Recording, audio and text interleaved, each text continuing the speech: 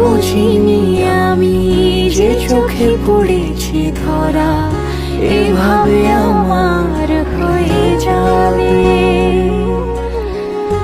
আলগোছে পায়ে পায়ে যে কবিতা হলো শুরু, এভাবে মোরা খুঁজে পাবে।